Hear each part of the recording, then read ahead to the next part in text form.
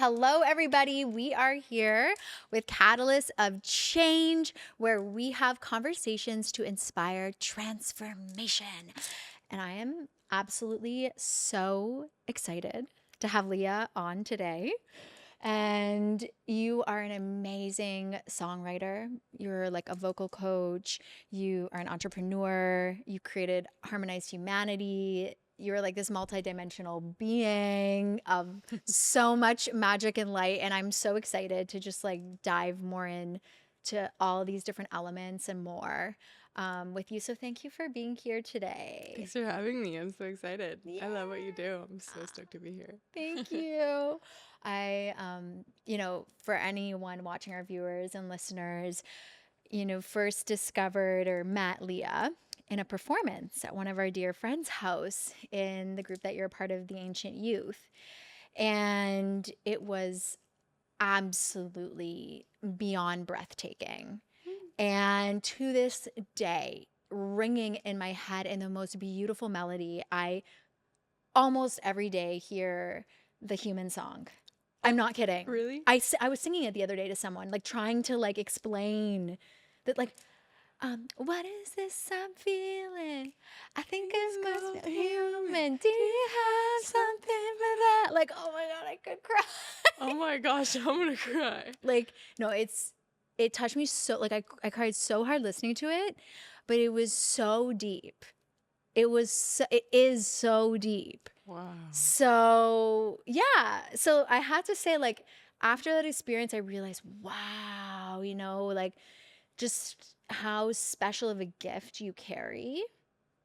Of course, in the human way, like the beautiful melody, voice, and this and that, but also that dimension of understanding of like what is a human experience and what is this thing that we're calling life. And so I just wanted to share that with you because it was really special. And also like maybe start from that place of, for you, like what is like this human experience and how has it been for you to even come to a realization to even write a song like that or like be in a song like that, which is so profound. Wow. Thank you for telling me that. That is so inspiring for me. Yeah. You heard it like once. I literally heard it one time. One time live. And it was probably equal to like a minute. But it was like so profound. And I remember as you were singing it, it's like the second round that you sang those words, I already like knew them. That's how well, like just beautiful, the melody, the words. Because I think when someone says something that's truth, it's almost like already enriched in our souls or something. It's like this beautiful presence of truth. And so in the heart and soul, like resonates. So it just deeply resonated. Yeah. Yeah, I feel grateful that I can be like a conduit for that. Like it feels like that song is not mine. It feels like I got the privilege to bring it into this human world. And I feel like that's so much of like the reason why I'm on earth is to like bridge that gap of the divine and the human and to help people feel understood and come together, broaden, deepen empathy. Yeah. But that song, yeah, when it came through is I was stunned. Like I was having the experience myself of like feeling really disconnected from those around me and those that I loved and just feeling like so alone and isolated. But yeah, the line where like if every lonely person on this earth could come together, we'd make a choir and sing songs to make us feel better. We'd make lonely obsolete so we could fall asleep peacefully. And that's just like that's all I want to do. That's all I want to do on earth is like make us feel less alone, and I feel like music is just such a powerful tool for that. Like songs like that one, and also singing together as a group, that is so powerful. It actually took me longer to see the impact of like written songs, what written songs impact can have. It was like really easy for me to see like the impact of people singing together because like scientifically our heartbeats sync when we all harmonize and tone together, like all the endorphins like serotonin, oxytocin gets released, and we just feel connected to those around us that we're singing with. So I'm like, singing together is the key. Like, I feel like harmony is first. Harmony invites in peace, and that's all I want. Like, I watched your video and you're like, all I wanted for my birthday was a dog and world peace. And I'm like, same. Like, I didn't wish for a dog, I wished for a cat, but I got the cat and all I wished for was world peace. I'm so here for that. And it feels like what you're doing, like what I'm doing, what so many people are called to do on earth right now is in the direction of world peace. And we all have our different ways of getting there. Yes. And for me and you, like, harmony is such a big part of it. Totally. It's like the name of the game. It is. And you know what you're sharing about not feeling alone and then coming together for this vision, it is so inspiring because one of the themes has been people feeling alone and also feeling alone but having that like that wish in their heart, like that desire, that dream of like, I feel alone in this crazy chaotic place, but yet there's something deep inside of me that knows like a better world is possible or a better life or whatever it may be that person has deep within them. And so my curiosity is like, for you in your journey, for example, like how did you find that voice and find that connectedness to the world? Oh, wow. That's a good question. I think like going through the human experience itself, I think singing in choirs, like in a physical note, was very, like in the 3D world, was very like transformative for me. Just how I felt when I would leave there. Like that was the introduction for me to the power of song, I think. And some artists that helped me feel less alone too. And yeah, it's been quite the journey. It's so broad. It is. It's so broad. Well, one of the things I'm interested about, and I mean, you know, our viewers, if you're watching this, some are going to be listening, but if you're watching this, you might already know because it's kind of obvious, but you were a model. I was. So that is really interesting because there's this world, you know, this like modeling world and fashion and like what it means in this society. And my curiosity is like, how was it like to go from like this to what you're doing today, to harmonize humanity, you know, to this like world transformation, this like mission, you know? And was there like a pivotal point where there was a shift? Okay. Wow, such a journey there. Like being in the modeling world was a whole other thing. I loved it because of being around creative people all the time, and I did it for like 7, 8 years. Got to travel the world with it and just some really great experiences. But also there's the dark side to it as well. Like I started to become just more aware of the impact that fast fashion has on the earth, which is a toughie because it's everywhere. And like I myself am guilty of buying fast fashion stuff, but it's so hard. It's such like our world is so ingrained with plastic and stuff that doesn't decompose, that stays in landfills for thousands of years, which is insane. Absolutely insane. Like, how did we get here? But yeah, so I started to become aware of all that. Also, could we just like pause on that a moment? Because it might sound crazy, but there could be people listening to this that don't even realize that about plastic. No, for sure. Like, I don't even know if this is like as common knowledge as we think it is. Yeah, no, I it's think true. people just think, oh, you recycle, so it's recycled, right? It's taken care of. But we don't realize like, doesn't matter even if you recycle, like plastic is plastic. It's not going anywhere. Yeah. Like scientifically, we don't know how to what's the word, like make it smaller, get like basically decompose it, whatever the official word is, but that word like it's just there, which is wild. I know, the problem is when it's created, not when we buy it. You know, it is when we buy it too, but the problem is definitely not when we throw it out. Like that is the end of the chain. Yes. And most people don't even know what fast fashion is. Like fast fashion, H&M, like Zara, like all the things that fast fashion meaning just things that are, the styles are new every season kind of thing. So like they encourage you to, okay, throw it out, next season get a new outfit. And it's, yeah, all the microplastics in that, and it's just, yeah, it's crazy. It's really sad, but it's just, and all like the dyes in the fabric. Like we talk about saving the oceans, and we don't realize how much of a correlation like our personal actions have on that, you know. And it's also the big corporations, mostly the big corporations, but also I do believe that like all change started from a grassroots place. And from the little I know about astrology, Pluto is in Aquarius for the next 19 years, which means that there's a radical change and revolution in store for us, where it's power to the people and systems, top-down systems changing, and it's more going to be like reciprocal, like forest. I think the forest is coming back, you know, the ecosystems. Yes. So I'm so excited in the direction that it's going. Yeah. So so in those realizations, like you said, Yeah. like about being in fashion, having fast fashion, then having all these like awakenings of like the Yeah. impact of these things. Yeah.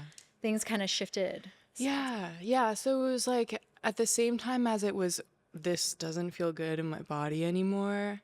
But it was everything that I had known my whole life, meaning like since I was 15.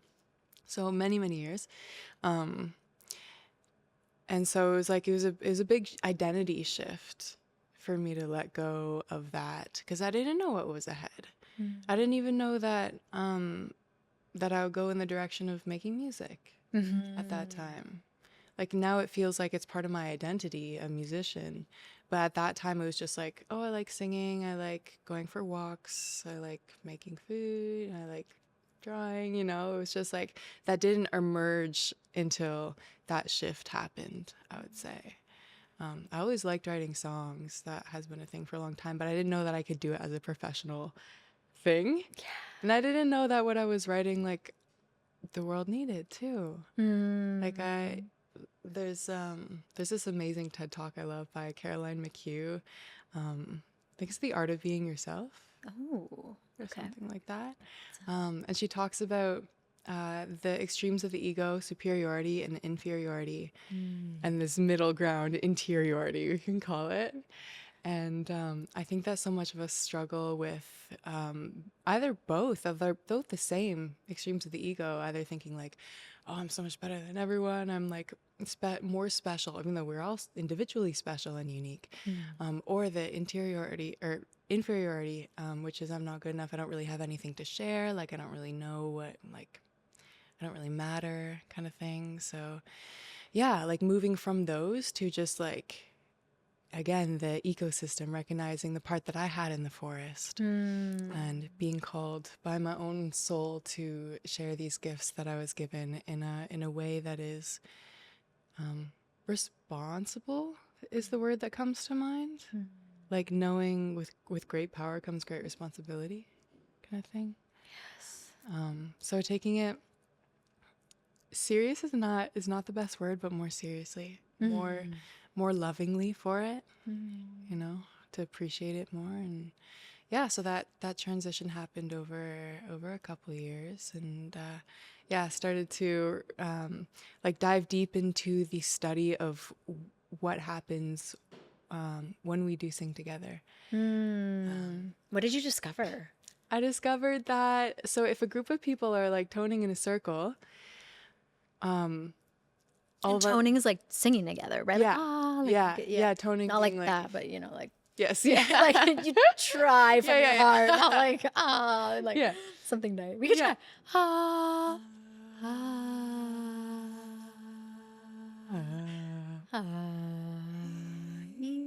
Thank you for toning me. That's so beautiful.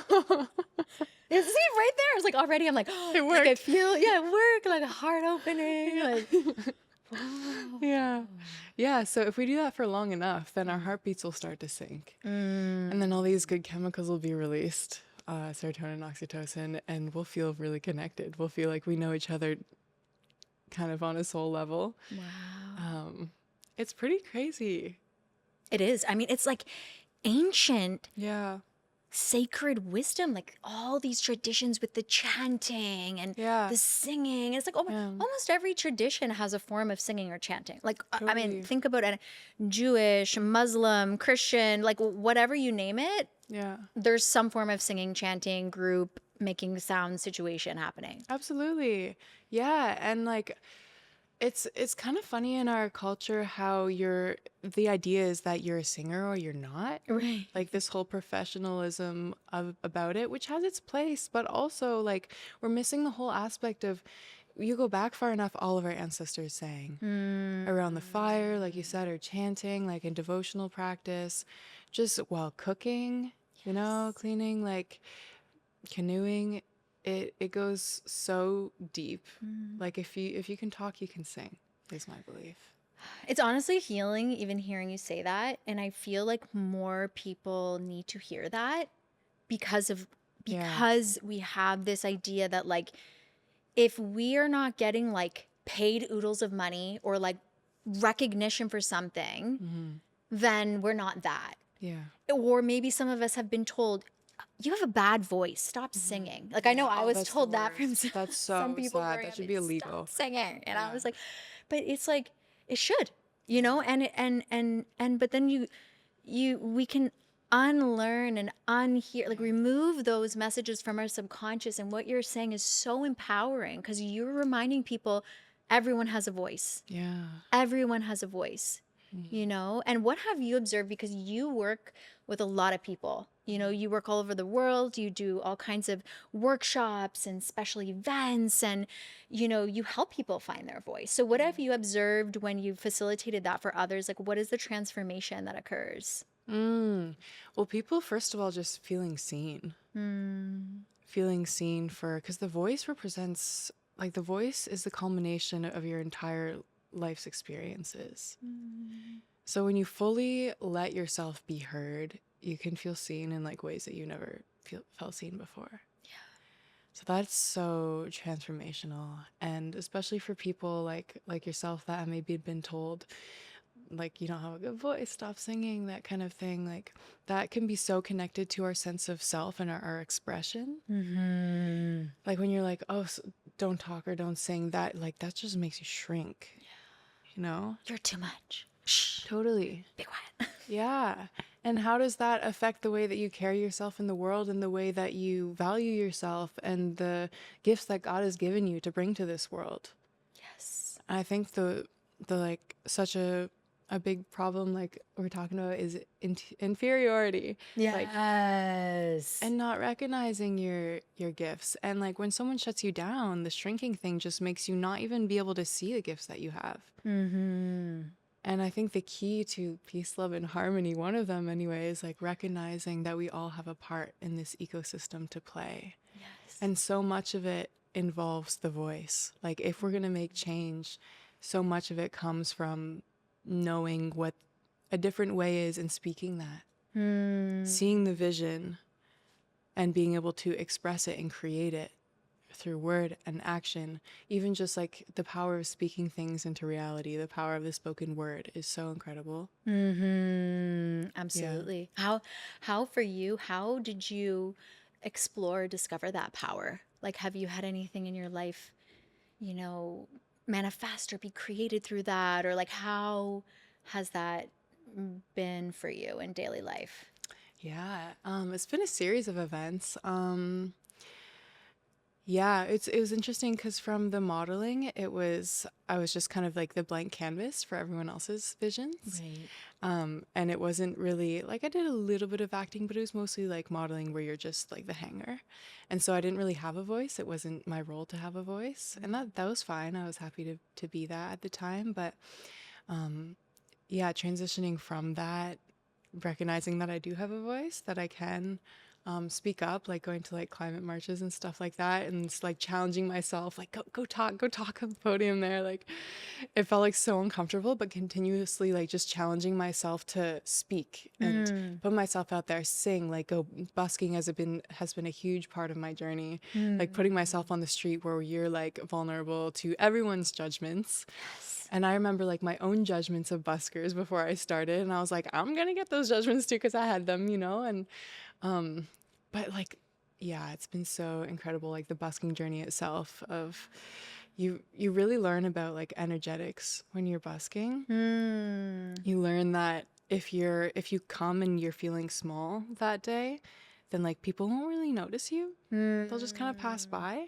But if you're taking up your space energetically and like really projecting, then people will be like, whoa, like what's happening there? So that's been a huge lesson on, energetics and the spoken word. Also, there's this book that came into my life, The Game of Life and How to Play It by Florence Scovel Shinn. My dad was opening his own practice. He's like, I have to open my own practice before I'm 50 or else I'll never do it. He's an architect. Shouts out, Dad. And that's a book that really helped him with I think the courage to step into it and the learning universal law about that. And it's all about like the spoken word and the power that it has to create our reality.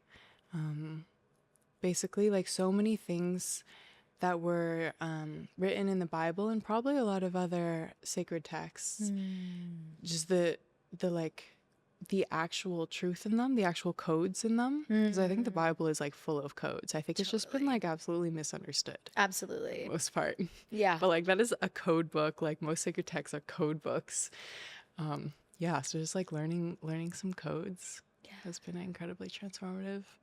Wow. Yeah, there's a lot of code on the spoken word in the Bible, and a lot of these ancient sacred texts, like they all have, it's like the message behind the message. It's like there's words being said, but there's also like words that are behind those words. Totally. There's like this message that it's like with that awareness, you kind of pick up on it. Yeah. Like you said, a code, like it unlocks something within. Yeah, totally. Like Jesus was a mystic and he was like speaking in codes all the time. And I think if you like for people that had the consciousness at that time to understand it, they got it, you know, and people that didn't, it just didn't.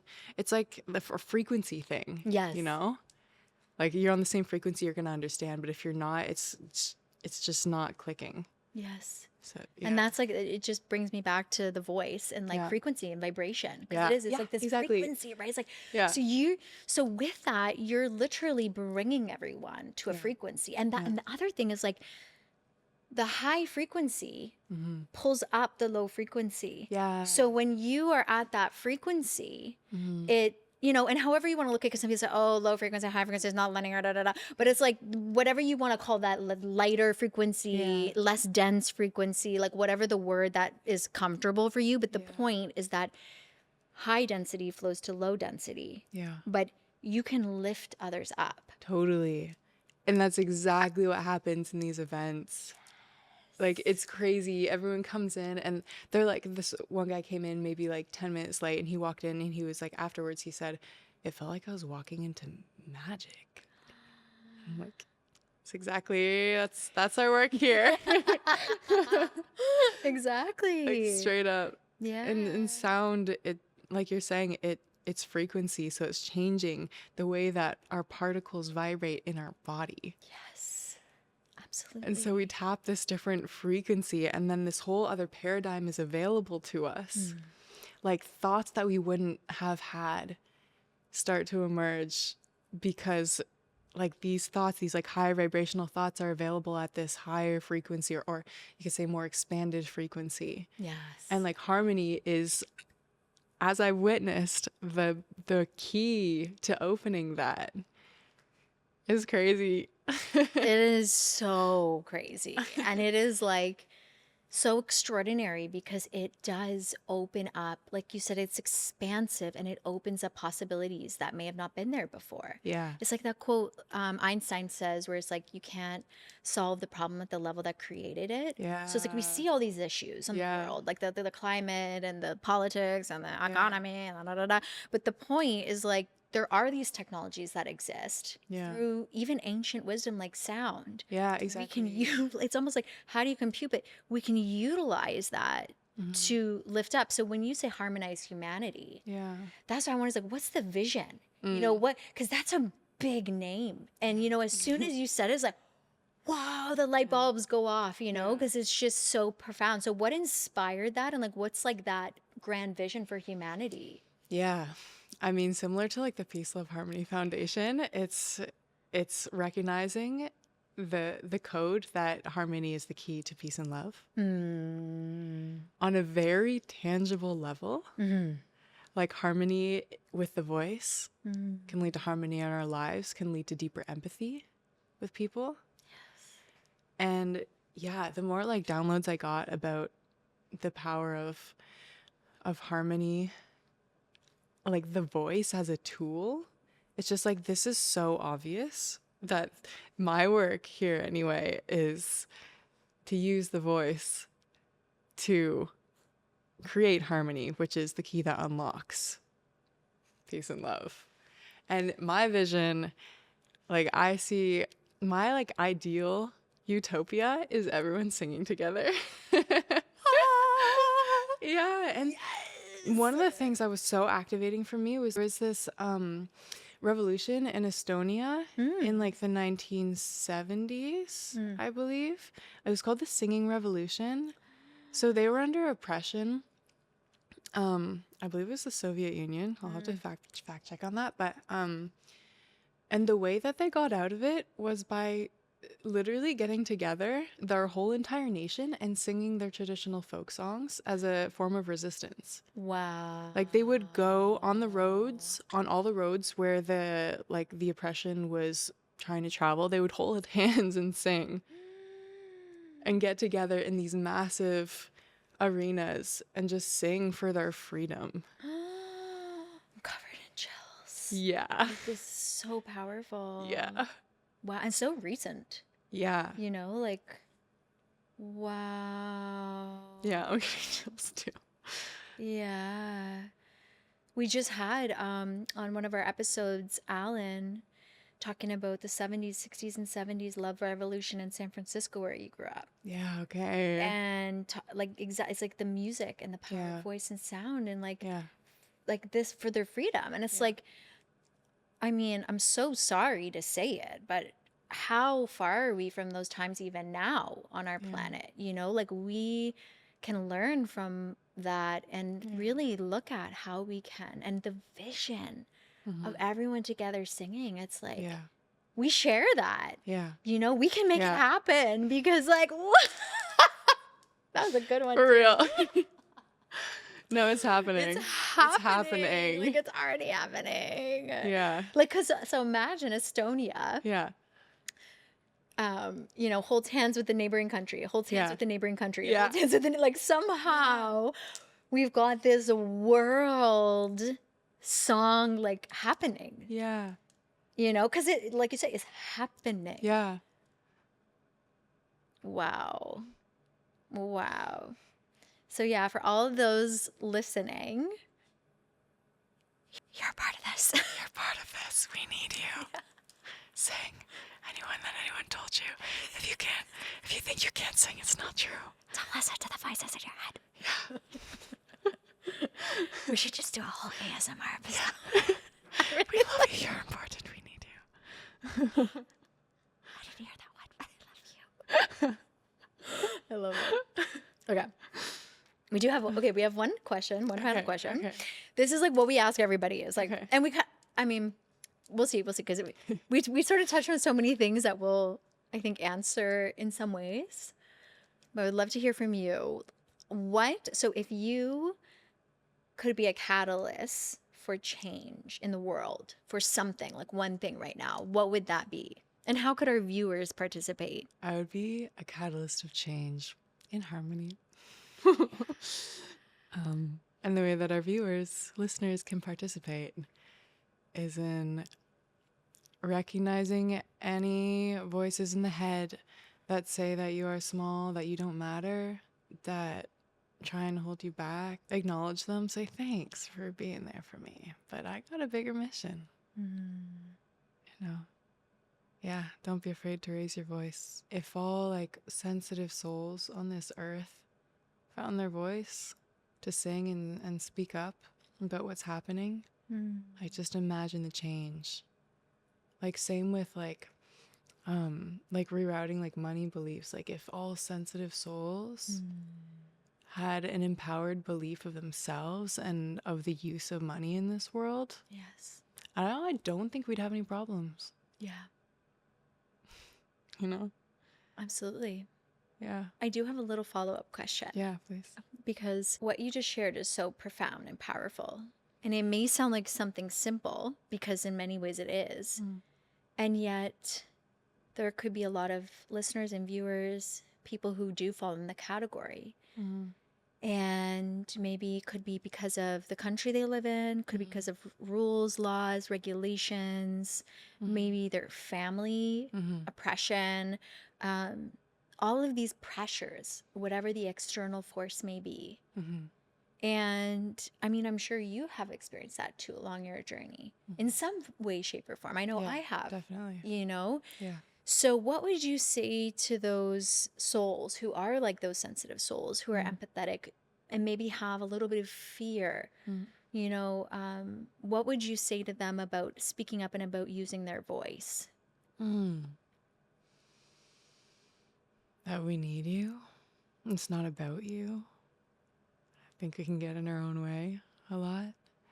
And for countries that you're like, it's illegal to sing, that is so incredibly sad. Yeah.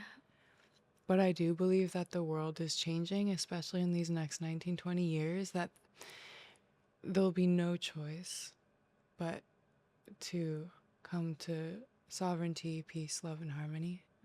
So trust the process too. I think it's equally dependent on predetermined destiny, but also on our own free will. Yes. Yeah, be brave, be courageous. That all great movements have started with one person like speaking up. Yeah. And then it gets to more and more and more, and someone has to be the first. Whether that be in your family or your community, your country, someone has to be the first. And then after that, so many join in. You'll never be alone. Yeah. Thank you so much, Leah, for Thank you, Alexia. this message and all of the beautiful messages and just sharing your love and wisdom and light and power with us today was just amazing. And so want to welcome everyone to stay tuned to you. All the links in the description and check you out and just continue being amazing force for the world. You're so extraordinary and we love you so much. Thank you. I love you so much too. I'm so grateful for who you are and what you're doing. It's so incredible. Thank you. So thank you so much, everybody. We are so grateful for you. You can always share in the chat if this resonated for you, in the comments, share, like, comment, all the things. We love you and keep being catalysts of change out in your world and communities all over the world. Bye. We love you. We love you.